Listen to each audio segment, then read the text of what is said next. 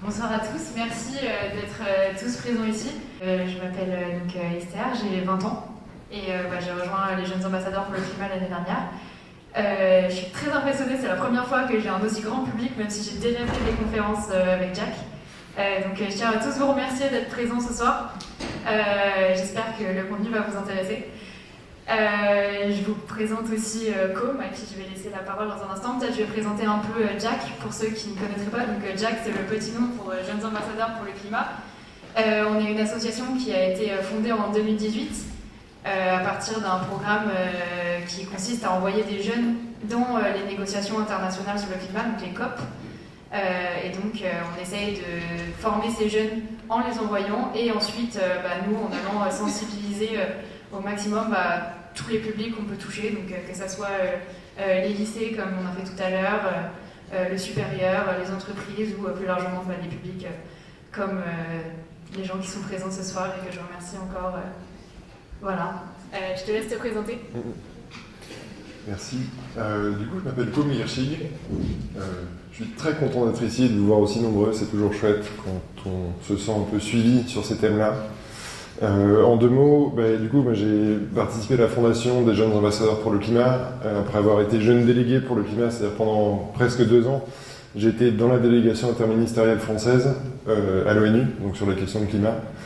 Et plus récemment, j'ai représenté la France au premier sommet mondial du climat pour la jeunesse, qui a eu lieu à New York. Je ne sais pas si vous en avez entendu parler. Voilà, et j'en parlerai en fait à la fin, parce que lors de ce sommet, j'ai lancé la rédaction et l'adoption d'une déclaration qui traite plein de secteurs différents, mais je ne vais pas rentrer dans les détails tout de suite, on verra ça juste après. Et on va commencer tout de suite pour éviter de perdre du temps, et comme ça, on aura plus de temps pour les questions à la fin. On va commencer par faire un petit rappel des grands chiffres du climat. Je m'imagine bien que si vous êtes là aujourd'hui, on vous a déjà suffisamment parlé de ces questions, donc ça va être rapide. Ça ne va pas durer plus de 10 minutes. Et ensuite, on embrayera sur les questions du coup, de sécurité internationale, des questions de géopolitique, de paix, etc. Bon, ça je le donne en mille. Voilà. Un jour, un homme a dit que le dérèglement climatique était quelque chose d'inventé par les Chinois pour rendre les entreprises américaines moins compétitives. Bon. Il y a un art quand même de la formulation. Bon. Le problème source du dérèglement climatique, c'est les émissions de gaz à effet de serre, et en particulier les émissions de CO2. Bon, c'est pas un scoop. Certains climato-sceptiques disent les niveaux de CO2 actuels, qui sont de l'ordre de 410, 415 parties par million, ont déjà existé, ce qui est vrai en partie. Par contre, ce qui est faux, c'est de dire que cet état-là de l'atmosphère a déjà existé. En fait, l'accélération qu'on voit là, ici, tout au bout, dans les 30-40 dernières années, elle est 10 fois supérieure à ce qui a jamais existé sur Terre. Et c'est ça le problème principal, c'est la vitesse de changement. Et oui, accessoirement aussi, les humains n'ont jamais existé sur une planète avec un tel niveau de CO2. Du coup, naturellement, ça a un impact sur la température. Là, les climato-sceptiques disent oui, mais c'est cyclique, regardez, il y a des vagues. Bon, c'est vrai, c'est cyclique, ça s'explique de plein de façons différentes, notamment les variations d'axe de rotation de la Terre. Mais globalement, vous voyez qu'à la fin, il n'y a pas trop de doute, ça augmente. Et la température a significativement augmenté de 0,9 degrés depuis l'ère industrielle jusqu'à nos jours. Il n'y a plus de doute scientifique là-dessus. Par contre, ce qu'on oublie souvent de mentionner, c'est que les variations de température sont très différentes selon les différentes régions du monde. Depuis le début du XXe siècle, certaines régions se sont refroidies, paradoxalement, et d'autres se sont réchauffées, mais réchauffées beaucoup plus que la moyenne. Et bien souvent, ce qu'on observe, c'est qu'au pôle, vous allez voir que ça va devenir particulièrement marqué. Alors, il n'y a pas tout l'écran en haut. Bon. Et en fait, c'est dû à des phénomènes microclimatiques locaux. Typiquement, en Antarctique, on observe des zones qui sont bleues, très foncées, ce qui veut dire que ça se refroidit. On l'explique plutôt mal avec les modèles actuels. Et les climato-sceptiques, du coup, s'en servent énormément pour dénigrer l'ensemble de la science du climat. Il m'arrive souvent de parler des climato-sceptiques parce qu'ils ont tendance à m'agacer. Mais j'ai fait une vidéo pour répondre à l'un d'eux parce que j'en pouvais plus. Et vous verrez qu'une grande partie de leurs arguments est particulièrement mal fondée. Voilà. Un dernier point, c'est sur les politiques actuelles. On ne rentrera pas trop dans le détail ce soir parce qu'on n'a pas le temps, on a un programme déjà assez chargé. Les politiques actuelles et plus exactement la trajectoire actuelle, disons, va nous emmener à une température entre 4 et 5 degrés. Entre 4 et 5 degrés. Ça, c'est si on suit la trajectoire actuelle, c'est-à-dire déjà qu'on ne respecte pas nos lois. C'est le cas en France, typiquement, on a une stratégie nationale bas carbone avec un objectif de décarbonation. On ne respecte pas notre loi, on dépasse notre budget carbone très fréquemment. Mais si on respectait nos lois et si l'intégralité des pays du monde respectait leurs lois, on arriverait plus à entre 2,8 degrés et 3,2 degrés. Autrement dit, le double de la température objectif de l'accord de Paris. Et si on respecte l'accord de Paris, effectivement, on arrive à 1,5 degré. Tout ça juste pour comprendre qu'on en est très très loin à l'heure actuelle. Si vous voulez plus d'informations à ce sujet, détaillées par pays, par secteur, etc., vous pouvez regarder Climate Tracker, qui fait des très bons documents là-dessus. Ici, vous avez les données d'inventaire carbone. J'ai fait une autre vidéo là-dessus parce que c'est pour moi un point essentiel, c'est la distinction entre inventaire carbone et empreinte carbone. Est-ce que vous connaissez la différence? Oui, il y a eu des oui quand même, mais une majorité de non, j'ai l'impression. Bon. L'inventaire carbone, c'est les émissions dites territoriales. Vous regardez le pays depuis le ciel, vous dessinez un contour sur sa frontière, vous regardez combien il émet, vous divisez ça par le nombre d'habitants. Vous obtenez l'inventaire carbone. Si on prend ce chiffre-là, vous voyez qu'au Nigeria, on est un peu moins d'une tonne. Enfin, vous ne devez pas voir au fond, mais je vous le dis. En Inde, on est un peu plus d'une tonne. Et en Chine, on est autour de 6 tonnes. Maintenant, si on rajoute des pays occidentaux, comme la France et les États-Unis, vous voyez qu'en fait, en France, on est pareil. Voilà, un Chinois moyen émet pareil qu'un Français moyen. Et par contre, un Américain, lui, il émet 3 fois plus. Autrement dit, à chaque fois qu'un Américain naît, il émet à peu près 24 fois plus qu'un Nigérian. Donc après, on peut tenir tous les discours qu'on veut sur les questions de démographie, il faut garder ça en tête. Ça ne veut pas dire que la démographie ne fait pas partie du problème. Mais il faut comprendre que les niveaux d'émissions associés au mode de vie varient considérablement, et c'est pas du simple au double, c'est du simple au, je ne sais pas comment on dit, 20 fois ou 24 fois plus. Mais les émissions territoriales ne sont pas la mesure idéale pour comprendre les émissions au sein d'un État. Ce qu'il faut pour mesurer ça, c'est ce qu'on appelle l'empreinte carbone. L'empreinte carbone, c'est des émissions impliquées par votre consommation, où qu'elle soit. C'est-à-dire que moi, si je consomme un ordinateur conçu en Californie mais produit en Chine, ou un téléphone produit en Corée, les émissions dans les autres pays doivent me revenir, c'est normal, c'est moi qui les ai consommées. Et dans ce cas-là, vous voyez qu'ici, la France, elle émet beaucoup plus que la Chine, où un Français moyen émet beaucoup plus qu'un Chinois moyen, encore plus qu'un Indien moyen, etc. Et les États-Unis restent dans le peloton de tête, évidemment. Et tout ça fait que, chaque année en France, nous émettons plus de 60 millions de tonnes de CO2 en Chine, plus de 20 millions de tonnes en Afrique, plus de 20 millions de tonnes au Moyen-Orient, etc., etc. En fait, il y a quasi 50% de nos émissions en France qui sont émises dans d'autres États.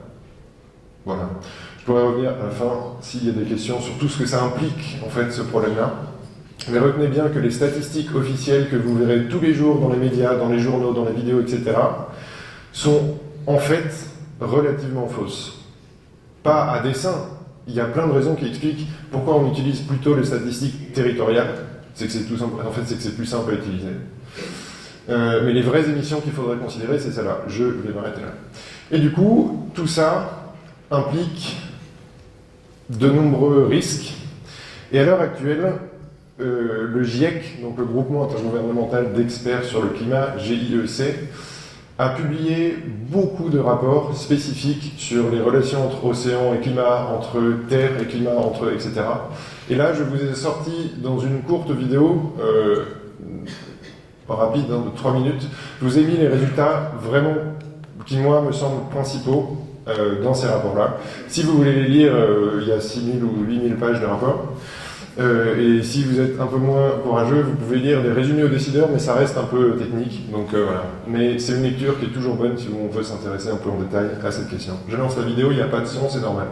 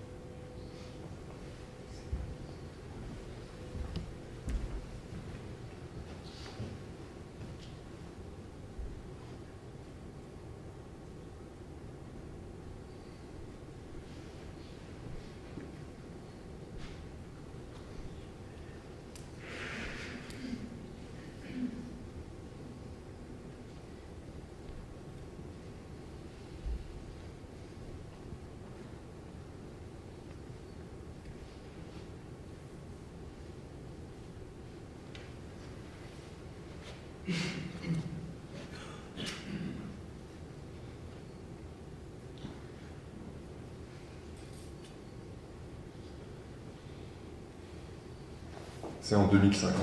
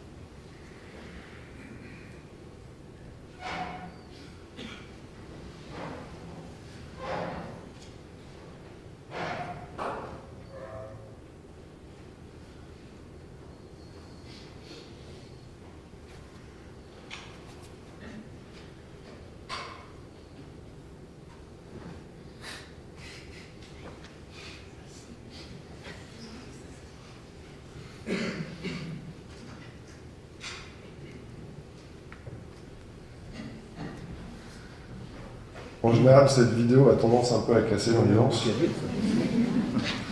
Rassurez-vous, on va... Enfin, non, en fait, ça va pas être beaucoup plus drôle dans la prochaine demi-heure.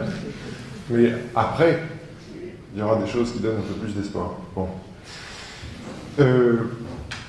Donc voilà, vous avez vu un peu les différentes conséquences. On pourrait faire une conférence complète à parler des conséquences sur les incendies, sur les ouragans, les inondations, la montée des eaux, etc. Ça tend vite à être des choses en fait qu'on connaît déjà un petit peu.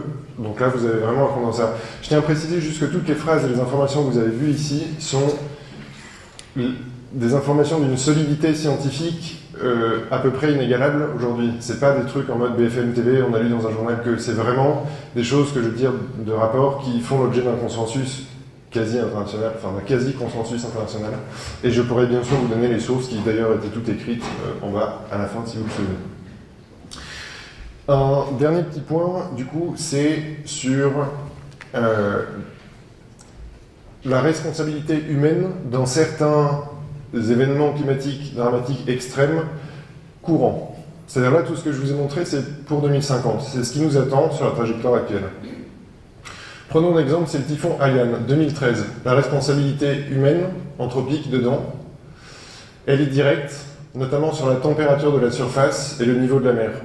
Un cyclone, en général, c'est un phénomène convectif. Plus la mer se réchauffe, plus le phénomène convectif accumule de l'énergie, et donc plus elle est haute aussi, plus elle est dévastatrice par rapport au niveau des habitations moyens. Donc c'est directement lié aux activités humaines. Et les conséquences, c'est plus de 6000 morts, plus de 1000 disparus. La sécheresse dans le sud de l'Afrique, en 2015, pareil. On a eu un impact direct sur le phénomène El Niño, qui impliquait du coup une réduction des précipitations dans le sud de l'Afrique. Les conséquences, c'est 28 millions de personnes en situation d'urgence humanitaire, en besoin d'aide humanitaire. Et un dernier exemple, c'est les pluies extrêmes au Bangladesh en 2017. Les activités humaines ont jusqu'à aujourd'hui, c'est-à-dire c'est le risque aujourd'hui, a déjà été multiplié par 2. Et les conséquences, c'est 1 million de foyers inondés et une augmentation du prix du riz de 30%. Vous vous doutez bien que dans ce genre de pays, une augmentation d'une denrée comme le riz, de cette ampleur-là, c'est dramatique. Bon. Et un dernier point sur l'impact. Rassurez-vous, ce ne sera pas aussi oppressant tout. Le but, c'est pas de vous mettre une pression comme ça continue, mais c'est juste pour mettre un peu le cadre. Pour ceux qui étaient là à la conférence qu'on avait faite l'année dernière, c'était un peu moins opprimant. En fait, ce qui s'est passé depuis, c'est que plein de rapports du GIEC sont sortis, et donc là, c'est un peu mis à jour. Et c'est pas beaucoup plus rassurant. Le dernier point, c'est sur ce qu'on appelle les tipping points en anglais. Je ne sais pas si vous avez entendu parler. En fait, c'est des seuils Et si on dérègle le système climatique au-delà de ces seuils, ce seront des points de non-retour. On ne pourra pas revenir à un état initial, et surtout il y a des risques d'emballement. C'est un thème qui est passionnant, qui est très compliqué aussi, qui donne lieu à beaucoup d'incertitudes. Parmi eux, on peut citer la fonte de l'Arctique. Si l'Arctique fond, certes, les ours polaires n'auront plus de surface, mais le problème est loin d'être... Enfin, c'est pas du tout le seul problème. Un autre problème, c'est que l'albédo, sur le pôle Nord, va passer tout d'un coup de 100% de réflexion, ou presque, à quasi zéro. Parce que la mer, vu de l'espace, c'est noir, ça absorbe de l'énergie. Et ce type d'effet de seuil arrive à d'autres endroits, comme par exemple la fonte du permafrost, c'est pareil. Si on fond le permafrost, tout d'un coup on dégage des énormes quantités de méthane, de maladies, de CO2, et donc la pompe climatique s'auto-alimente et on rentre dans des cycles dont on ne peut plus sortir. Il y en a beaucoup comme ça, je ne vais pas tous les citer. Un dernier point quand même, c'est que le climat, c'est pas le seul problème qu'on a. Il y a aussi des questions de biodiversité, d'effondrement de la biodiversité. Aujourd'hui, on le voit en France, mais c'est pareil dans le monde entier. Pareil, on ne peut pas trop rentrer dans les détails. Mais Esther va vous expliquer un tout petit peu ça en parlant d'Anthropocène, donc je vais lui donner la parole. Donc moi je vais compléter cette partie sur les effets du changement climatique par une partie peut-être plus presque historique et philosophique sur ce qu'on appelle l'Anthropocène. Je ne sais pas si certains de vous sont familiers avec le concept. C'est un concept qui a été lancé par le chimiste prix Nobel de chimie en 2003, Paul Crutzen, qui, dans les années 2000, a lancé cette idée qu'on serait entré dans une nouvelle ère géologique. Donc vous voyez la phrase qui dit que l'humanité est en train de devenir une force géologique, et en fait c'est un homme qui étudiait justement la biosphère et les effets des modifications du climat. C'est-à-dire très drôle parce qu'il a aussi des liens avec tout ce qui est la géo-ingénierie, puisqu'il a travaillé notamment au projet de plan sur l'hiver nucléaire américain. Donc c'est un personnage vraiment intéressant dans ces enjeux climatiques. Et donc il a lancé cette idée que l'homme en fait serait en train de bouleverser la Terre à l'échelle des temps géologiques. C'est-à-dire que ce qu'on est en train de faire concrètement pourrait modifier la Terre pour des milliers, voire des millions d'années, et en fait garder des traces de ces changements qu'on voit à l'heure actuelle. Donc c'est des bouleversements vraiment importants. L'idée de l'Anthropocène, c'est aussi d'insister sur justement la prépondérance du rôle humain. Pour vous rappeler vraiment, je reviens très rapidement sur l'idée que la courbe de gaz à effet de serre fait ça. Peut-être que cette courbe est beaucoup plus schématique, mais je la trouve très claire pour montrer la hausse de gaz à effet de serre depuis donc, elle commence dans les années 1750, début de la révolution industrielle à peu près. Et donc une hausse qui est liée aux émissions anthropiques, due notamment à la hausse de notre consommation d'énergie fossile. C'est un graphe intéressant parce qu'il montre, notez qu'il commence dans les années 70 seulement, ça commence bien avant, notamment pour le charbon qui est utilisé depuis très longtemps, le gaz, même si le pétrole date plutôt du XXe siècle. Là c'est des millions de tonnes, donc vous voyez pas tous les chiffres, mais on passe environ de 15 000 millions de tonnes à 30 000 millions de tonnes cumulées.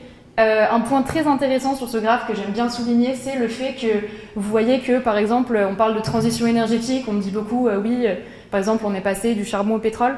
Vous voyez clairement que, en fait, c'est pas forcément vrai. Par exemple, on utilise beaucoup plus de charbon aujourd'hui, donc 2010, là, ici, qu'en 1970. Pareil pour le pétrole, mais finalement, il y a plutôt une addition énergétique qu'une transition réelle qui se met en place. Pareil pour les énergies renouvelables, en réalité, pour l'instant, elles ne font que s'ajouter au mix énergétique actuel. Donc ces émissions anthropiques qui sont la cause première du dérèglement climatique, comme l'a déjà dit, il y a d'autres enjeux que les énergies fossiles évidemment, comme l'utilisation des sols, qui ont donc causé, qui ont causé, selon certains scientifiques, c'est un fait reconnu aujourd'hui au sein de la communauté scientifique qu'il y a beaucoup de ces forcing, à l'échelle globale, qui inclut le changement climatique, mais comme on l'a dit, il y a aussi les enjeux de biodiversité, les enjeux des océans, beaucoup d'autres enjeux en fait, qui donc sont un résultat, pour la plupart, direct de l'action humaine. Et donc c'est vraiment le sens de cette notion d'anthropocène. Ce qu'on observe aussi qui est très intéressant, c'est que depuis les années 1945-50, donc depuis la fin de la Seconde Guerre mondiale, nous sommes en plein dans une période que les scientifiques appellent la grande accélération. C'est très moche parce que les couleurs ont changé. Mais vous voyez ici beaucoup de courbes, et en fait à chaque fois, là où ça commence à monter de manière très brutale, c'est vers les années 40-50. Et en fait vous voyez que c'est beaucoup d'indicateurs différents, donc d'un côté il y a des indicateurs socio-économiques, comme le PIB, la démographie, etc. Et de l'autre côté des indicateurs naturels, comme l'humidité des terres tropicales, la déforestation. Et en fait vous voyez que tous ces indicateurs s'emballent véritablement au moment où on rentre dans ce qu'on a appelé par exemple les 30 glorieuses, donc à partir de l'après-guerre. Et qui causent les dérèglements qu'on a vus en images, donc type typhon, catastrophe, etc. Et augmentation de la température moyenne. D'où la proposition d'une notion du concept d'anthropocène, qui est donc un terme qui n'a pas encore été validé par les géologues, on va revenir là-dessus. Là, je vous ai mis donc juste un graphe pour vous expliquer un peu, ça montre un peu les aires géologiques, parce que c'est pas forcément évident à comprendre. En fait, on est censé être dans l'époque de l'Holocène. Donc Holo, c'est le temps présent, et Cène, c'est le suffixe des époques géologiques, qui lui-même est compris dans le Quaternaire, qui lui-même est compris dans le Cénozoïque, qui lui-même est dans le Pharénozoïque. Donc voilà, on a à chaque fois un éon, une ère, une période et une époque. Et donc l'époque de l'Anthropocène marquerait un vrai changement par rapport à cette ère de l'Holocène, qui a commencé donc il y a 11 650 ans, pour être précise. Donc c'est une notion qui est encore controversée. Pourquoi ? Tout simplement parce qu'en fait, les dates de changement d'ère sont décidées de manière scientifique, mais donc avec toute la part de délibération et de travaux de recherche que ça implique avant, par le IUGS, qui est l'International Union of Geosciences, qui donc a actuellement un comité de travail sur l'Anthropocène, mais donc ils doivent trouver, notamment se mettre d'accord sur une date de début, ce qui est loin d'être évident, puisqu'il y en a qui proposent début de l'agriculture. Il y en a qui proposent par exemple l'arrivée des Européens en Amérique du Nord, parce que c'est une arrivée qui a provoqué un effondrement de la population. Et donc vous voyez à chaque fois en fait ils doivent déterminer un point spécifique. Là vous voyez un effondrement je ne sais plus quelle mesure c'est exactement, mais il y a un effondrement qui est lié donc à cette arrivée et à la mort de masse des populations touchées par des maladies notamment.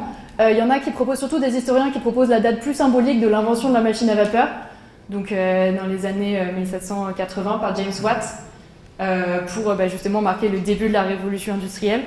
Ou encore, plus récemment, il y aurait le bomb spike, comme on l'appelle, qui serait la fin des essais nucléaires en 1964, et qui a l'intérêt de coïncider quand même avec un pic de radionucléides dans l'atmosphère, et donc la fin d'une ère très nucléaire. Donc voilà, on n'est pas trop d'accord sur la date dans la communauté scientifique, c'est le premier problème que pose cette notion. Un autre problème, c'est aussi la généralité du terme d'anthropos. Donc anthropos, c'est l'homme avec un grand H, voilà. Or, l'anthropocène relève d'une causalité bien plus nuancée et contrastée. Et donc les historiens, notamment, ont souligné ce point, et les scientifiques. Là, je vous mets justement une courbe qui montre les émissions des différents pays qui montent à travers le temps. Alors, je ne sais pas pourquoi, c'est mal réglé, on ne voit pas les panneaux avec les pays. Donc là, le bleu, c'est les États-Unis. Voilà. En dessous, c'est les autres grands pays développés. Donc, il y a la France, l'Inde, le Japon, la Russie, la Chine. La Chine, il me semble que c'est un petit jaune et il va monter d'un coup. Ah, le noir, c'est la Chine. Voilà. Donc, le noir, c'est la Chine, bleu, c'est les États-Unis, bleu foncé, c'est la Grande-Bretagne. Je suis désolée qu'il n'y ait pas les petits pays. Normalement, c'est très rigolo parce que c'est la petite course au drapeau et on les voit bouger. Voilà. Donc vous voyez quand même qu'il y a une raison pour laquelle dans les accords internationaux on parle de responsabilité commune mais différenciée, dans la mesure où vous voyez que tous les pays n'ont pas été également contributeurs à ces émissions de gaz à effet de serre. Il y en a qui parlent d'anglocène ou qui proposent d'autres termes comme capitalocène ou d'autres variantes du terme anthropocène pour justement souligner cet aspect de responsabilité différenciée. Et je tiens à souligner quand même ce point que la Chine monte très tard et que justement ça rejoint les débats des pays en développement qui revendiquent aujourd'hui une sorte de droit à polluer du fait de cet héritage, de cette sorte de dette que les pays développés auraient déjà en termes d'émissions de carbone. Et donc qui complexifie aussi la situation sur le plan géostratégique. C'est pour ça que je me permets d'insister là-dessus. Donc quelles conséquences si nous sommes dans l'ère de l'Anthropocène ? Bon, alors déjà, on peut dire que la Terre survivra. Voilà, elle a survécu aux dinosaures, aux météorites, enfin... La planète Terre en elle-même devrait s'en remettre. peu importe notre comportement. Le problème, ça va plutôt être pour les humains en fait, et c'est pour ça que le changement climatique n'est pas qu'une affaire naturelle ou de courbe scientifique. Je pense que c'est aussi un enjeu profondément humaniste, et c'est pour ça que j'étais très touchée d'être invitée par l'Association de défense de la paix, parce que justement, c'est plutôt les populations humaines qui vont être touchées par donc, ces événements extrêmes, le dépassement peut-être de seuils d'imprévisibilité, avec les fameux tipping points dont parlait Com. Et donc, le risque, c'est donc d'avoir une planète moins habitable, avec potentiellement aussi plus de violence et de conflits. On va revenir sur cette partie, évidemment. La troisième conséquence, évidemment, c'est que les dommages que nous causons et que nous avons causés par le passé sont irréversibles pour la plupart. Donc on est déjà en train d'atteindre des points de non-retour sur nos actions, et les traces de notre ère, qui est donc nucléaire, chimique, etc., restera gravée dans les strates géologiques de la Terre pendant des milliers, voire des millions d'années.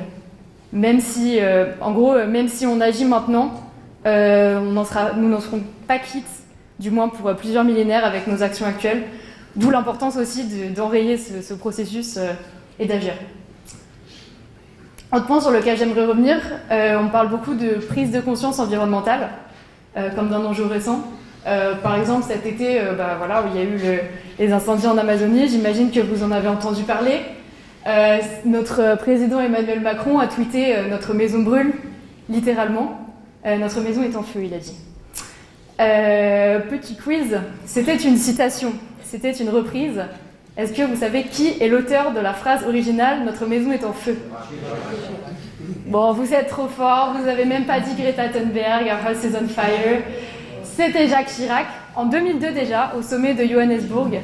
Donc, je trouve que c'est quand même un exemple qui montre qu'on a l'impression de prendre conscience du changement climatique tous les 3 jours, alors qu'en fait, c'est un problème ancien, et il est à peu près aussi vieux que finalement les problèmes de la modernité, de la pollution. Et il faut aussi peut-être relativiser l'importance des discours qui tendraient aussi peut-être à valoriser le fait que maintenant nous sommes conscients de ce qui se passe, nous sommes réflexifs, et finalement passer sur un mode peut-être plus pragmatique. Enfin voilà, c'était juste pour revenir sur ce point, parce que j'ai l'impression que c'est un constat qui est assez partagé. Et donc conclure cette partie sur l'Anthropocène en disant, en concluant sur cette idée que l'Anthropocène est la conséquence de choix historiques et politiques, qui est l'idée qu'on a déjà vue à travers ces courbes notamment, parce que derrière justement les courbes de CO2, il y a des choix. On parle souvent du concept de tragédie des tramways. C'est l'historien Jean-Baptiste Fressos, je vous invite à aller regarder ce qu'il fait sur la tragédie des tramways, c'est très intéressant. Le remplacement justement des tramways, notamment aux États-Unis, par des voitures individuelles. Là, je vous ai mis une photo des autoroutes américaines construites par Eisenhower dans les années 50 aux États-Unis. Ça me permettra d'embrayer sur la sécurité ensuite, parce que j'aimerais vous demander, à votre avis, qui a inspiré cette politique du président américain ? Bon, on pourrait dire c'est super, c'est une politique développementaliste, il veut rejoindre les villes, etc. En fait, au départ, les autoroutes, c'est une idée de Troisième Reich qui voulait... Et ouais, je savais pas non plus. Fun fact. Donc c'est Hitler qui a fait construire des autoroutes en premier, parce qu'en fait, c'était une grande route, non pas pour des raisons sociales ou économiques, c'était des raisons militaires, puisque l'autoroute lui permettait de relier l'Allemagne en 3 jours pour les tanks, etc., pour éviter une attaque des deux côtés, des deux fronts, ce que craignait l'Allemagne. Ça a aussi, ensuite beaucoup inspiré Eisenhower, qui s'est dit qu'il fallait relier les villes américaines, notamment en cas d'attaque nucléaire, et également pour relier les bases militaires entre elles. Donc voilà, on voit déjà que les enjeux de sécurité et militaire ont à voir avec le changement climatique, puisque qui dit autoroute dit favorise la voiture individuelle, donc favorise la consommation de pétrole. Je ne rentre pas dans les boucles causales. Plus avant, on va passer à notre partie sur la sécurité que vous attendiez, que donc va compléter ensuite Com. C'est plutôt ici un propos introductif, avec cette fois-ci Anders Rasmussen qui était président de l'OTAN. Donc l'OTAN qui est très au fait des enjeux climatiques depuis des années, puisqu'en 1993, un an après la conférence de Rio, ils organisaient déjà leur propre sommet sur la question pour discuter des enjeux de climat et sécurité. Et donc Anders Rasmussen qui dit qu'aucun gouvernement ne pourra faire face seul au changement climatique, d'où aussi la dimension internationale qui nous intéresse beaucoup et qu'on va développer. puisque donc, voilà, le changement climatique est une menace qui dépasse les frontières, évidemment. Donc déjà peut-être un petit retour sur l'intégration historique de ces enjeux de sécurité dans les logiciels, que ce soit de l'armée, des politiques, des défenseurs, etc. Donc c'est des enjeux assez anciens. Par exemple, la fonte de l'Arctique, on a déjà une conférence du Pentagone sur ce sujet en 1947. Donc voilà, ça fondait déjà à l'époque, ou en tout cas ils commençaient déjà à anticiper ça. Pour vous dire aussi la dimension, voilà. Le premier rapport aux États-Unis, c'est un rapport sous l'administration Carter en 1977, qui dédicace un chapitre entier à la question du changement climatique, un rapport sur la défense. Ensuite, je vous ai mis les grandes étapes aussi de la prise de conscience internationale et de l'organisation au niveau climatique, avec en 88 la création du GIEC, dont on a parlé, donc organe de scientifique international. En 92, le sommet de la Terre à Rio, qui est le premier sommet à réunir tous les États et qui marque la création de la CNUC. Donc la CNUC qui est la Convention cadre des Nations Unies sur le changement climatique et qui est suivie aussi d'une convention sur la biodiversité et une convention sur la désertification. Donc, voilà les 3 conventions qui sont créées en même temps lors de ce sommet et dans laquelle les pays donc s'engagent pour lutter ensemble contre le réchauffement climatique, dont les effets sont à l'époque avérés avec déjà les premiers travaux du GIEC. En 1997, on a le lancement du protocole de Kyoto, qui est l'ancêtre de l'accord de Paris. Et ensuite, vous n'avez pas la fin. C'est bien, on a le... autre date importante pour notre enjeu de climat et sécurité, c'est en 2007, le prix Nobel qui est accordé conjointement à Al Gore. Donc, je ne sais pas si vous vous rappelez qui est Al Gore, donc, voilà, qui a beaucoup lutté contre le changement climatique aux États-Unis. Et au GIEC. Donc les deux ont reçu le prix Nobel la même année en 2007. Et la même année, il y a un rapport qui est sorti, qui s'appelle donc bon voilà, évidemment j'ai un trou. Mais qui donc s'appelle The Age of Consequences, l'âge des conséquences, qui reprend donc une expression de Churchill, pour parler justement des effets du changement climatique sur la sécurité. Donc c'est un think tank américain qui publie ça. Ensuite, en 2015, on a l'accord de Paris. Et en 2016, les Françaises réagissent et crée l'Observatoire Défense Climat, qui produit des travaux très intéressants que je vous invite à aller regarder si vous êtes intéressé par ces questions, parce qu'ils sont très complets, ils ont un point de vue nuancé sur beaucoup de choses. Enfin, voilà, c'est un observatoire intéressant. Mais juste pour vous montrer aussi à quel point c'est à la fois très récent et en même temps ça suit un processus qui a déjà un assez long terme. Enfin voilà, c'était pour réinscrire un peu ces enjeux-là dans leur contexte. Pour en venir à la question de l'intégration du climat dans les enjeux de sécurité, il faut déjà commencer par dire que l'environnement a toujours fait partie des préoccupations des militaires, puisque voilà, déjà Sun Tzu, grand auteur chinois, auteur de l'art de la guerre, parlait déjà de l'environnement comme un des 3 facteurs décisifs pour tout stratège qui se respecte. Sauf qu'aujourd'hui, le climat est en train de devenir plus qu'un champ de bataille qui serait le fond justement des combats, un véritable élément décisif qui peut même être déclencheur de combats selon certains. Voilà, il y a eu une pléthore de livres récemment, notamment américains. Donc on a eu Climate Wars de Wayne Dyer, on a eu Les guerres du climat de Harald Welzer, donc tout ça c'est les années 2000-2010. On a eu Tropic of Chaos, Climate Warring, donc le petit jeu de mots, voilà, Global Warring. Pour vous montrer qu'il y a eu toute une vague justement d'auteurs qui ont commencé à faire le lien de manière très forte entre changement climatique et guerre, jusqu'à aller justement prédire des guerres du climat. C'est en tout cas la thèse que soutiennent notamment Harald Welzer et Guy Dwyer, pour ne citer que, mais il y en a beaucoup d'autres, et qui donc font un lien direct entre changement climatique égale par exemple désertification, égale famine, égale conflit, par exemple, pour vous montrer un peu très simplement le genre de raisonnement qu'ils défendent. C'est ensuite un discours qui a pris aussi dans la presse. Donc là, je vous ai mis The Guardian et The Economist, donc qui sont quand même des journaux, c'est sérieux. C'est amusant, c'est un article de 2004, bon c'est illisible, mais qui dit maintenant le Pentagone avertit le président Bush que le changement climatique va nous menacer. Donc c'est un article qui date de 2004. Là, vous avez Laurent Fabius en 2015 qui dit que le changement climatique est un enjeu de sécurité pour l'Europe. Et juste au-dessus, c'est vraiment un moment aussi important dans cette réflexion sur la sécurité, c'est le secrétaire des Nations Unies, donc Ban Ki-moon, qui en 2007, à l'époque des conflits au Darfour, fait un lien clair entre le changement climatique et le conflit au Darfour, en disant explicitement ce n'est pas une coïncidence si si les conflits au Darfour ont commencé dans un contexte de sécheresse. Donc pour vous montrer que ça a été aussi réapproprié par des institutions internationales, des personnages responsables de politiques de sécurité, par les médias. Donc c'est des idées qui circulent aussi beaucoup, peut-être que vous-même vous avez déjà entendu parler de guerre climatique, etc. Du point de vue des chercheurs, c'est un peu plus compliqué que ça. Et il y a un vrai débat pour savoir s'il y a vraiment des guerres climatiques. Notamment, il y a un débat qui oppose en 2009-2010 ces deux auteurs qui se répondent dans le même journal, c'est très intéressant. Donc on a d'abord Burke et Marshall qui justement défendent la thèse qui est un peu celle de Welzer, etc., qui est que le changement climatique augmente le risque de conflit en Afrique. Et donc ils font une analyse historique à partir de plusieurs cas, ils disent regardez, quand il fait plus chaud, il y a telle conséquence, donc il y a plus de conflits.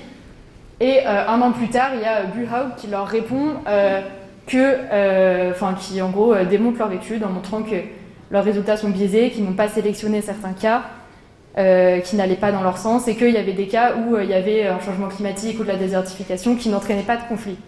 Et que donc on ne serait pas sur un lien de causalité, comme le défendent les premiers auteurs que j'ai cités, et Marshall et les autres, mais un lien plutôt de corrélation, voire pas de lien direct. Donc pour vous montrer aussi la complexité du débat, pour savoir justement si est-ce qu'on a un lien causal du type changement climatique égale guerre, ce que défendent certains, ou est-ce qu'on a un lien plus compliqué du type changement climatique peut intégrer certaines perturbations qui elles-mêmes vont engendrer des conflits. Voilà. Voilà, pour vous montrer aussi juste deux modèles différents. Donc là, c'est un modèle du GIEC, et là, c'est un modèle tiré d'un autre article, justement, qui étudie les cheminements vers la violence en Afrique. Donc vous n'arrivez pas à lire, mais là, c'est changement climatique, et en gros, il fait une sorte de schéma linéaire qui va de changement climatique à désertification, moins de nourriture, à plus de recrutement dans les groupes armés, plus de violence, etc. Donc vous voyez que c'est très linéaire comme vision. Et que voilà, on a quand même, malgré leurs nuances, un chemin assez direct de changement climatique à guerre, alors que là, par exemple, le GIEC est beaucoup plus nuancé, et il montre en fait que c'est tout un enchevêtrement de facteurs très complexes, que ça soit le conflit, les lieux de vie, les changements culturels d'un côté, on va parler du shifting baselines, je laisserai Co me parler de ça, et les migrations, les questions de sécurité, et qu'en fait tous ces champs sont intrinsèquement liés, et qu'en fait c'est très très difficile d'attribuer des causalités aussi directes et de faire des schémas linéaires. Dans le rapport du GIEC, vous ne trouverez aucun schéma linéaire, conflit, changement climatique, conflit. Ça n'existe pas, j'ai cherché. Voilà. Petite parenthèse aussi, justement, pour continuer sur ces idées d'anthropocène. Il y en a qui ont aussi défendu l'idée que l'anthropocène était un thanatocène. Thanatos, c'est tuer, et qui font référence justement aussi au rôle qu'a pu jouer la guerre dans le changement climatique que nous vivons actuellement.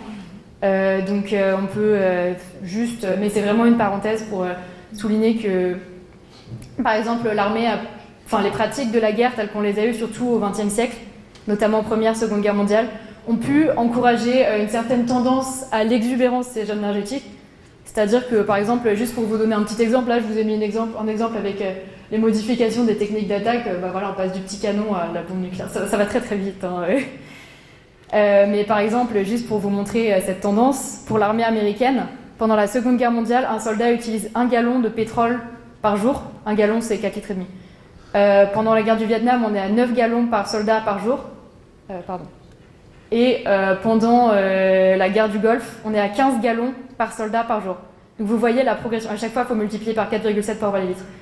Donc vous voyez cette progression constante qui implique les infrastructures qui vont avec, les engins de plus en plus puissants, etc. Donc pour vous montrer aussi le rôle qu'a pu jouer l'armée parfois de catalyseur dans ce genre de conflit, d'où tout le paradoxe ensuite d'un changement climatique militarisé. C'est aussi des enjeux à rapprocher des pratiques militaires de destruction de la nature. Par exemple, là j'ai mis une image d'un avion qui survole le Vietnam. Donc les Américains ont envoyé des centaines d'avions, puisqu'ils ont en tout répandu plus de 70 millions de litres de napalm, ou agent orange, produit chimique toxique fabriqué par Monsanto à l'époque, pour détruire les forêts où se cachaient les ennemis vietnamiens. Donc voilà, c'est l'époque où on invente le terme d'écocide. Donc vous avez peut-être entendu parler, il y a beaucoup de juristes qui parlent de ce terme actuellement, c'est assez à la mode de parler d'écocide pour parler justement de crimes contre la nature, en fait, crimes de destruction de la nature. C'est aussi l'époque où on commence à utiliser la géo-ingénierie dans les conflits militaires, puisque donc, on le dit moins, mais les Américains ont aussi envoyé près de 2600 avions pour ensemencer les nuages, pour faire tomber des pluies, enfin pour dérégler la pluie au Vietnam. Et c'est l'époque, donc ça remonte aux Nations Unies à l'époque, et en plus c'est la période du Watergate, etc. Donc gros scandale. Et c'est à l'époque qu'est votée la convention ENMOD, donc pour Environmental Modifications. Et c'est une convention qui est très très importante parce qu'elle interdit toute modification de la biosphère qui serait hostile. Donc à l'heure actuelle, c'est c'est le texte juridique, l'assise la plus forte qu'on ait contre les modifications de géo-ingénierie qui sont proposées par certains, notamment géo-ingénieurs, pour lutter contre le changement climatique.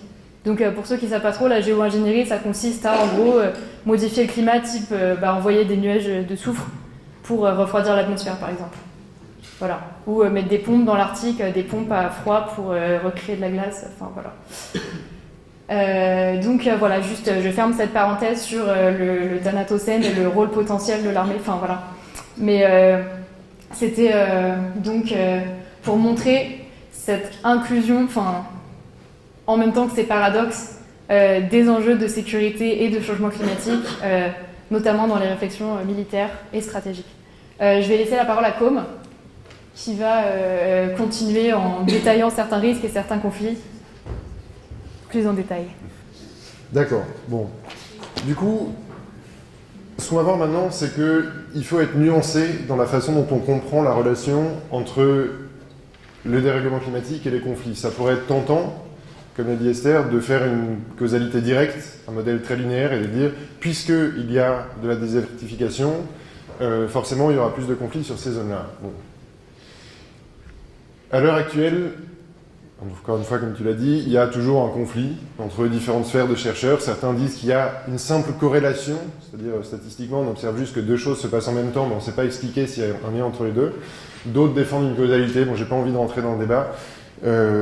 Pour l'instant, il y a les statisticiens qui ont bossé là-dessus et qui défendent une idée de causalité ont trouvé 60 cas.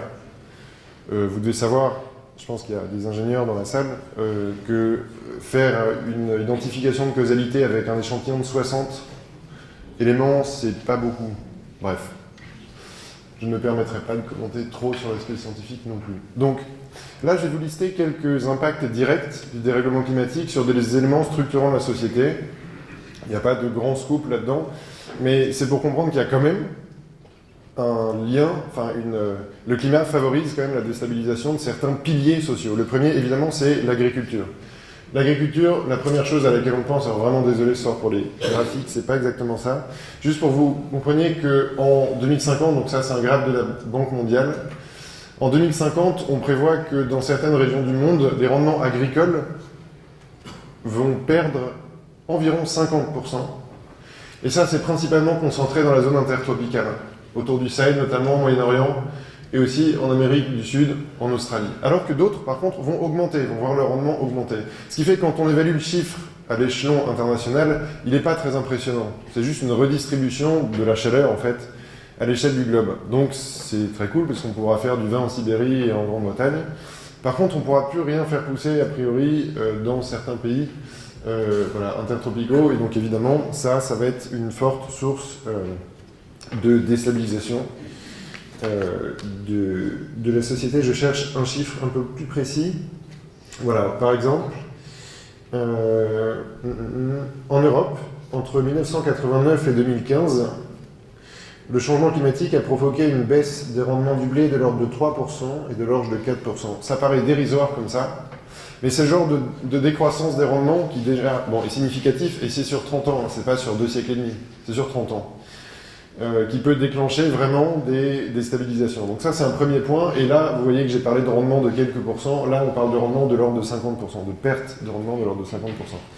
Un autre phénomène qu'on observe aussi, c'est que certains États essayent de s'adapter à cette perte de productivité des terres. Par exemple, la Corée du Sud, pas la Corée du Nord, la Corée du Sud a récemment trouvé judicieux d'acheter 1,5 million d'hectares de terre à Madagascar. Autrement dit, vous avez un modèle agricole. Nous, en France, on est en mode local, moins de 10 km, la charrue, sans les bœufs, machin. Eux, c'est à 11 000 km. Et ils sont sérieux. C'est voilà, des fonctionnaires, des administrations publiques, etc., qui ont envisagé ça. Finalement, ça ne s'est pas fait grâce à la contestation locale. Mais la tension a été très forte. Extrêmement forte. Donc ce phénomène d'accaparement des terres, il commence aussi à se répandre à l'échelle du monde. On parle beaucoup de la Chine en Afrique, aussi, c'est un autre cas, dont on est plus familier en général.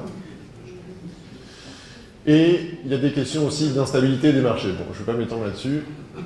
Un deuxième impact, c'est l'impact sur la santé des gens. Le climat a 1000 impacts sur la santé des gens. On ne parle pas du tout que de la température et du problème de canicule.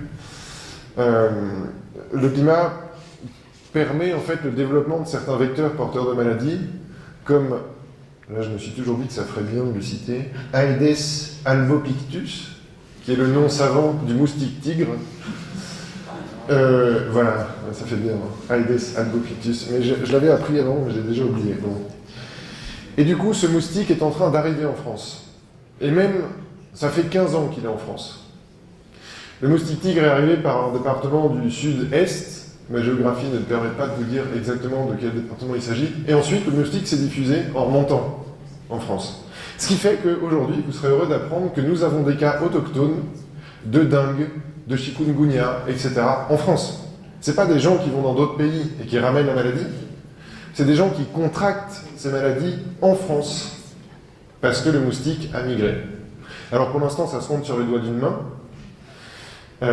Mais dans les années à venir, les départements, notamment les départements des maladies tropicales du ministère de la Santé, sont en train un petit peu de s'inquiéter et de dire qu'ils vont fusionner avec les départements de l'intérieur parce que ces maladies sont en train d'arriver.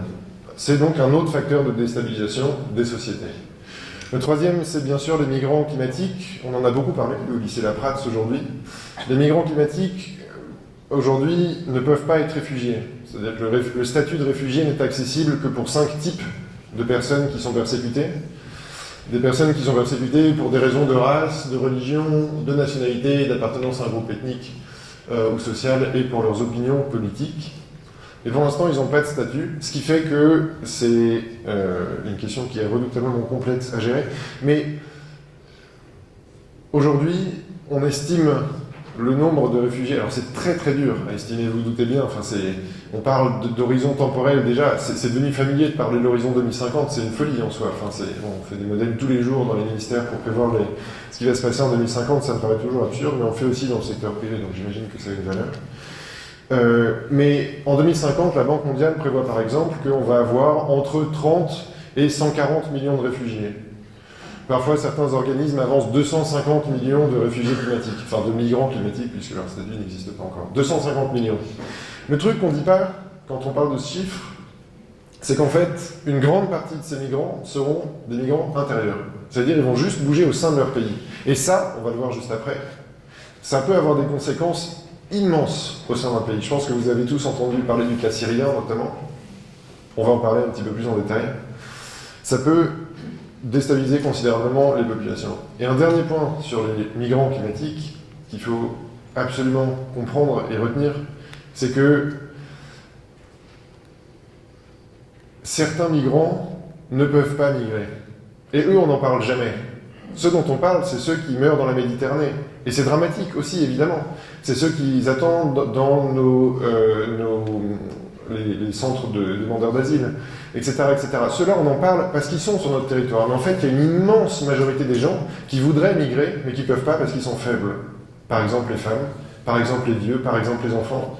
Et c'est pour ça que dans les conventions internationales, notamment sur le climat et la biodiversité, on parle de plus en plus de ces catégories de la population qui, par essence, sont plus faibles. Par essence, bon. Il se trouve qu'ils sont plus faibles. Non mais, on peut rire, c'est vrai, mais il se trouve que dans ces pays-là, c'est une réalité, et qu'une femme, en moyenne, dans un pays comme ça, est plus faible. Et il faut l'accepter. Après, on peut avoir tous les discours qu'on veut sur le genre, etc., dans nos pays où tout le monde est mis sur un pied d'égalité, et c'est normal. Le truc, c'est que dans ces pays-là, à l'heure actuelle, elles ont besoin de soutien, les enfants aussi, les vieux aussi. Et si on ne fait pas la distinction, on s'expose en fait à un manque de considération qui est dramatique. On pourra y revenir après, si vous voulez, à la fin. C'est un thème qui est passionnant dans le cadre des conférences climat. Les études de cas. Bon, alors là, ça va devenir un tout petit peu plus technique. On va partir du coup de l'abbaye de Cluny, Voilà, c'est ici, et on va aller au Darfour. C'est beau. Voilà, pour que tout le monde visualise bien où on se trouve maintenant. Voilà.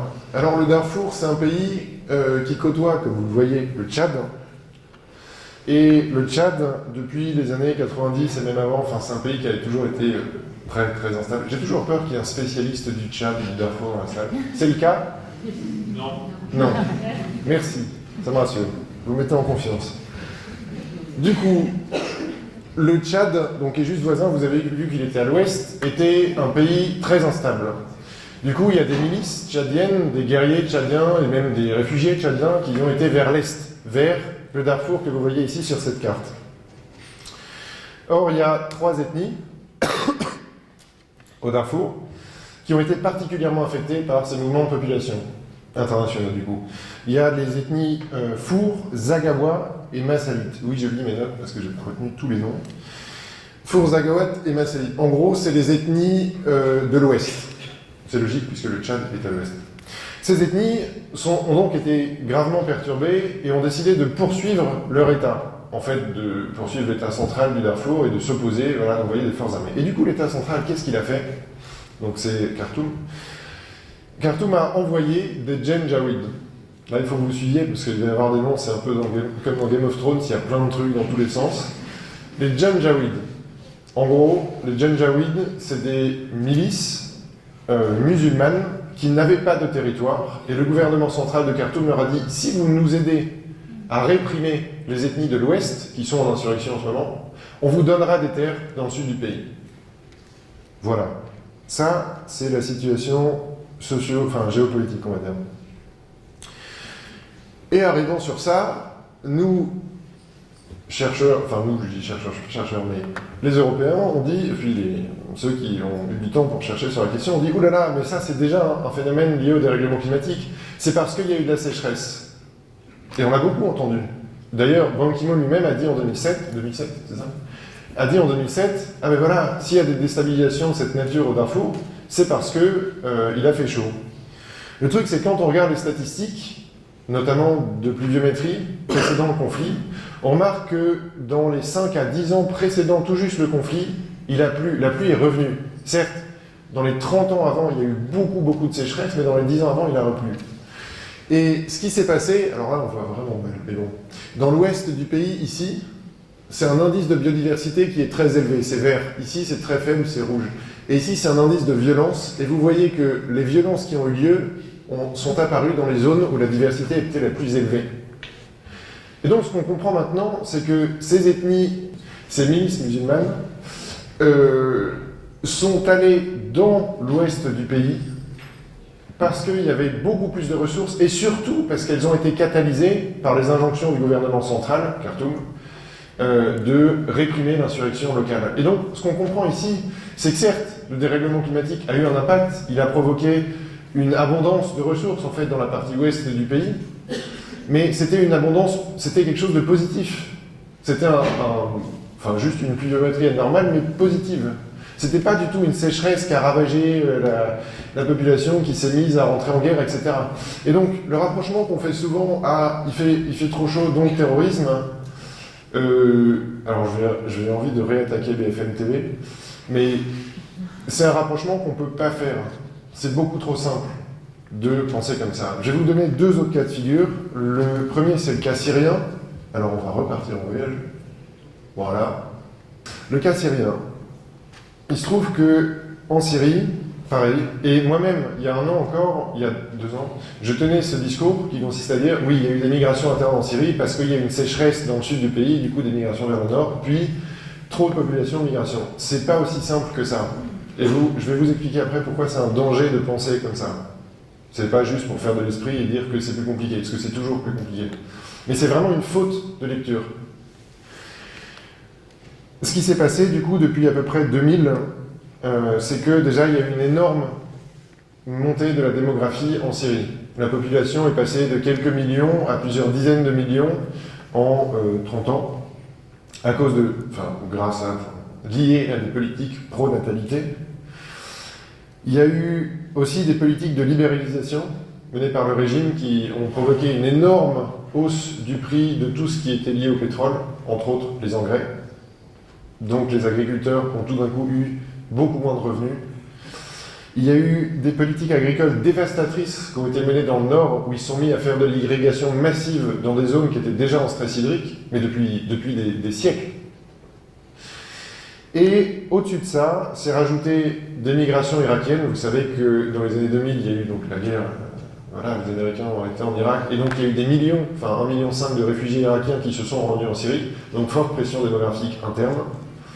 Et effectivement, une sécheresse dans le nord-est du pays, qui est venue en fait comme facteur déclencheur. Parce que tout d'un coup, les agriculteurs qui étaient excédés par les prix trop forts des matières premières, par la population trop forte, vous avez compris cette accumulation, se sont mis à migrer vers le sud. Et donc là, la dynamique qu'on connaît tous, du coup, c'est l'immigration de population vers le sud, donc interne au pays, qui provoque une guerre civile qui ensuite provoque des migrations, notamment vers l'Europe, c'est passé. Tout ça pour dire que la chaîne causale est extrêmement complexe. Et du coup, j'en viens donc au dernier cas. Je vais complètement passer sur mes slides, c'est pas grave. Le dernier cas, c'est le Nigeria. Évidemment, il y en aurait bien d'autres, la liste n'est pas du tout exhaustive. Mais c'est 3 cas sur lesquels le ministère des Armées français s'est bien concentré, parce qu'on a des intérêts là-bas, on comprend bien. Pas forcément pour des bonnes raisons d'ailleurs. Au Nigeria, donc là vous reconnaissez le lac Tchad, c'est un fait connu, les images satellites sont très parlantes, les ressources ont beaucoup baissé à ce moment-là.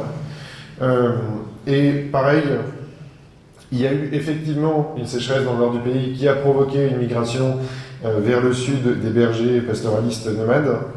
Mais à la base, le contexte était déjà extrêmement tendu entre plein de groupes armés qui ont émergé largement avant la forte sécheresse que cette région a connue. Tout ça pour dire que, effectivement, le dérèglement climatique va alimenter les crises à cause de la sécheresse, de la réduction des précipitations. Vous l'avez compris dans le début avec la vidéo sur El Niño qui va réduire les précipitations, notamment d'Afrique. Tout ça va favoriser, non pas l'émergence de conflits, mais l'accélération de conflits, ou peut-être faire la petite étincelle qui déclenche le conflit. Mais ce serait un danger de s'arrêter à ce degré d'analyse, parce que ça consiste à dépolitiser les conflits qu'on étudie. Autrement dit, ça reviendrait à dire, oui mais Bachar el-Assad, vous comprenez, il y a du dérèglement climatique, quoi. Regardez ce que disent les scientifiques du GIEC. Il fait chaud là-bas, il fait beaucoup plus chaud qu'avant. Les agriculteurs meurent, oui, ils meurent, mais en fait, on peut s'adapter. On peut très bien s'adapter à ce genre de choses. Alors, c'est difficile, ça demande des fonds, etc., mais on peut s'adapter. Et d'ailleurs, beaucoup de chercheurs disent, regardez toute la région autour de la Syrie, qui est quand même aussi d'ailleurs tendue, mais qui subit les mêmes conséquences du dérèglement climatique, à très peu de choses près, n'ont pas du tout été déstabilisés de la même façon. Et donc voilà, voilà, c'est un conseil que je donnerais sur les simplifications qui sont faites, notamment dans les médias, sur la causalité directe entre le dérèglement climatique et les conflits, c'est qu'on risque de dépolitiser les conflits, et c'est vraiment un immense problème. Voilà, la partie anxiogène de cette conférence est terminée. On va passer à la dernière partie qui porte sur des choses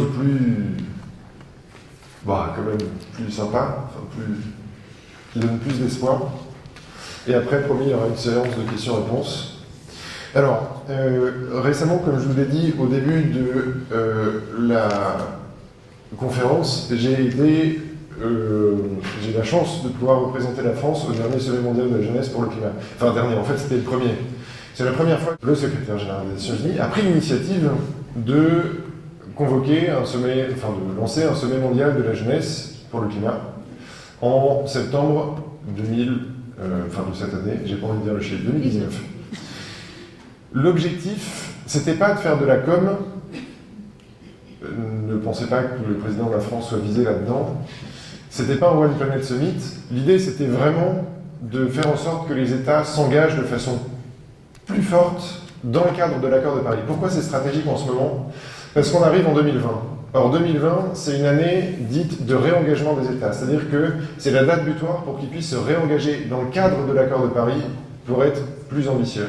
En gros, pour la faire très très courte, l'accord de Paris a été conçu de telle sorte que tous les 5 ans, tous les États du monde se réengagent à quelque chose, à un nouvel engagement qui ne peut pas être moins ambitieux. Et donc on s'est dit, bah, c'est bien, ils vont être de plus en plus ambitieux. Seulement, en fait, on s'est rendu compte, en relisant l'accord récemment, qu'il n'y a pas le mot améliorer, c'est-à-dire qu'ils peuvent faire exactement le même engagement. Mais bon, ça c'est un détail dont ils sont un peu frustrés en ce moment quand même de voir que l'accord de Paris contient ça. Mais du coup, l'intention du secrétaire général des Nations Unies était de lancer une dynamique internationale d'ambition juste avant 2020 pour que, voilà, on arrive avec de nouveaux engagements pour les 5 prochaines années à venir. Et donc, il a fait ce sommet de la jeunesse pour le climat. Moi, personnellement, j'allais à ce sommet avec l'ambition de faire du Greta 2.0. Alors Greta, en général, elle ne sourit pas. Et ici, elle sourit. Et je me suis dit que ce sommet était une bonne occasion de... Voilà, c'était quasi les 1 an du mouvement qu'elle avait lancé. Et la première fois qu'elle avait émergé médiatiquement, c'était la COP23. Et je me suis dit, ce serait bien de profiter de cette conférence, de ce sommet, pour passer un peu à un message plus pragmatique de la jeunesse. Pour l'instant, le message de Greta, si je devais le résumer en une phrase, et elle le fait très bien d'ailleurs, c'est « écoutez les scientifiques ». Ce message, il est génial. Il est génial parce qu'il est complètement universel à l'heure actuelle, il est relayé par des jeunes du monde entier, seulement les jeunes ne disent pas que ça en ce moment. Ils disent des choses beaucoup plus précises dans les rues, mais pas que dans les rues européennes. Nous, dans les rues européennes, qu'est-ce qu'on entend? On est anticapitaliste, on est contre la géo-ingénierie, on est contre le commerce international. Et c'est très bien, c'est très intéressant, je ne dis pas que je suis pour. Hein. Mais je dis que c'est une perspective, c'est des principes qui sont en tout cas plus détaillés, et plus politiques aussi, que écouter la science. Et du coup, moi, j'allais à ce sommet-là avec l'intention d'agréger ce que pensaient les jeunes du monde entier en termes de principes. D'essayer de comprendre, voilà, est-ce qu'ils sont typiquement... Moi, une des questions qui me passionne le plus, c'est le commerce international. Pour moi, c'est un non-sens à beaucoup de points de vue de tout faire reposer sur le commerce international. Bon, dit comme ça paraît très dogmatique, je pourrais m'en justifier après dans la question si vous le souhaitez. Et pour moi, c'est vraiment un leurre de faire reposer toutes nos économies sur ça. Bon. C'est évident qu'un jeune Botswanais ou un jeune Taïwanais ne pense pas la même chose. Et pour moi, ce sommet était l'occasion de commencer à agréger ces choses-là. D'où l'intérêt de cette déclaration qu'on a lancée, qui s'appelle Global Youth Climate Action Declaration. Ça fait bien parce que c'est en anglais et puis on n'a pas traduit. Donc vous le trouverez plus comme ça en ligne. Qui fait environ 18 pages et qui agrège, du coup, ça. Malheureusement, l'ONU n'a pas fait un travail remarquable parce que on n'a pas pu vraiment débattre et échanger, alors même qu'on était dans l'enceinte centrale de l'ONU, qu'on aurait vraiment pu débattre, on n'a pas pu le faire, du coup on l'a fait dans des canaux dérivés, etc. Mais il y a à peu près 2000 jeunes qui ont contribué, de plus de 140 pays, dans ce document. Donc en soi, déjà, c'est quelque chose d'assez satisfaisant et de nouveau, même si, bon, évidemment, c'est pas aussi poussé que ce qu'on a vu au départ. Malheureusement, alors si vous le souhaitez aussi, je pourrais vous donner quelques grands principes. J'ai pas envie de prendre trop de temps parce que l'heure tourne, mais si vous voulez, dans les questions, je pourrais vous donner quelques grands principes qui ont émergé dans cette déclaration. Après le sommet, ce qui a été très décevant, en fait, c'est que le secrétaire général avait bien pensé les choses. Il a fait un sommet jeunesse le 21 septembre et un sommet adulte, vieux, voilà, enfin chef d'État. Macron, on leur dit souvent qu'il est jeune, voilà. 2 jours après. Et l'idée, c'était que toute cette dynamique médiatique qui reposait sur la jeunesse, lancée 2 jours avant, diffuse un peu, enfin voilà, rentre dans les délégations étatiques et inspire un peu les chefs d'État. Et ce qui s'est passé, c'est que seulement 80 États, qui représentent 10% des émissions, se sont réengagés à ce stade. Autrement dit, rien.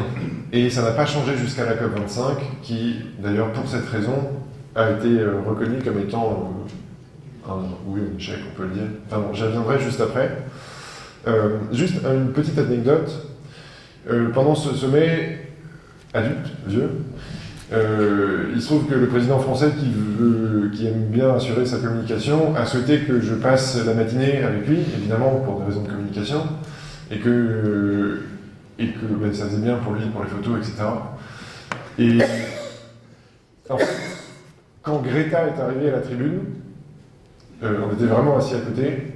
Il a tapé du poing sur la table, il n'a pas du tout écouté, pas une seule seconde. Hein. Et il a dit, mais j'ai pas envie qu'elle me critique, moi j'ai envie qu'elle m'écoute. Et après il a ajouté, ah non en fait c'était un lapsus, il a dit, non enfin qu'elle m'aide. Voilà.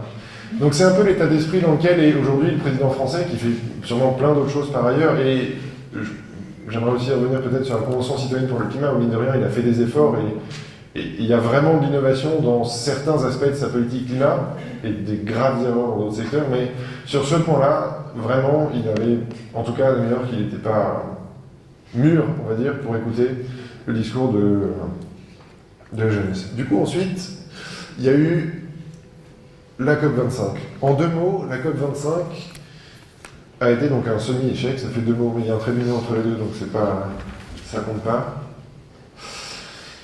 Il y a 2 choses principales qu'on attendait de cette COP. Le premier, c'était, vous l'avez compris, l'ambition. L'accord de Paris est un mécanisme extrêmement compliqué. Je ne sais pas si vous avez déjà lu l'accord. C'est très compliqué. Il y a plusieurs dizaines, centaines de pages, 154, je ne sais plus. Enfin bon. Et après, il y a des centaines de pages d'opérationnalisation de l'accord de Paris. C'est-à-dire, quand on a dit, ah ouais, ce serait bien qu'on réduise les émissions de gaz à effet de serre de temps, en fait, après, il faut des armées de technocrates qui décrivent in texto ce que ça veut dire réduire les émissions. Parce que c'est pas aussi simple. Pour vous donner un exemple, par exemple, les réductions d'émissions des États, ça nous semble très simple. Nous, on dit, ben voilà, la France s'engage à réduire de tant de pourcents ses émissions, la Chine s'engage à réduire de tant de pourcents de ses émissions. Et ça, ce serait trop simple. C'est pas possible, en fait, de faire ça. Ce qui se passe, c'est que la France dit, je vais réduire de 30% mes émissions en 2030 par rapport à 1990, et la Chine va dire, moi, je vais faire un pic de mon intensité carbone en 2030, de mon intensité carbone du PIB. Vous voyez, c'est des façons de formuler le problème qui sont complètement différentes, d'où la nécessité d'avoir un accord qui prenne tout ça en compte et qui permette de faire converger tout le monde dans la bonne direction. Mais l'accord de Paris, je vous ai expliqué avec cette logique de réengagement tous les 5 ans, il est aussi fait pour entretenir une dynamique politique pour que les États s'engagent et aillent plus loin. Ça, vous l'avez compris, c'était un échec. Seuls 80 États, représentant 10% des émissions, se sont réengagés. L'Union européenne n'en faisant pas partie, à cause d'un pays. Bon, voilà, c'est pas forcément la peine de le citer. Bon, c'est la Pologne, mais voilà. Ils ont beaucoup de charbon. Et le deuxième échec principal, ça a été l'article 6. Voilà, merci. Je ne m'attendais pas à autant d'émotions, mais on va y arriver. On va y arriver, je pense. L'article 6, il traite des mécanismes. Les mécanismes, alors je m'imagine que ça ne vous parle pas beaucoup plus que l'article 6, les mécanismes, c'est des systèmes de transfert d'émissions, pour faire très simple. C'est-à-dire que quand un État ne parvient pas à réduire suffisamment ses émissions sur son territoire, eh bien, il va acheter des réductions d'émissions dans d'autres États. Or, ce mécanisme est très compliqué à résoudre, parce qu'en fait, il a existé dans le prédécesseur de l'accord de Paris, comme Esther vous l'a dit, c'était le protocole de Kyoto, et il y a eu des fraudes dans tous les sens. Et ça a été très compliqué à gouverner. Donc là, les gens qui vont à la ligne, les diplomates, etc., prennent énormément de précautions, à tel point que ce sont les ONG, entre autres, qui ont dit « Faites gaffe là-dessus, on s'en fout que vous ayez terminé l'opérationnalisation de l'article 6 de l'accord de Paris. Il faut que cette chose-là soit solide, sinon ça va servir aux États du monde entier à se décharger de leurs objectifs de réduction d'émissions, parce qu'ils vont se mettre à acheter partout, et il y aura des fraudes et ce sera incontrôlable. » Donc voilà. Tout ça pour dire qu'on n'a toujours pas réussi aujourd'hui à opérationnaliser cet article. Et donc l'accord de Paris reste encore incomplet. Pourquoi il est important aussi ces articles?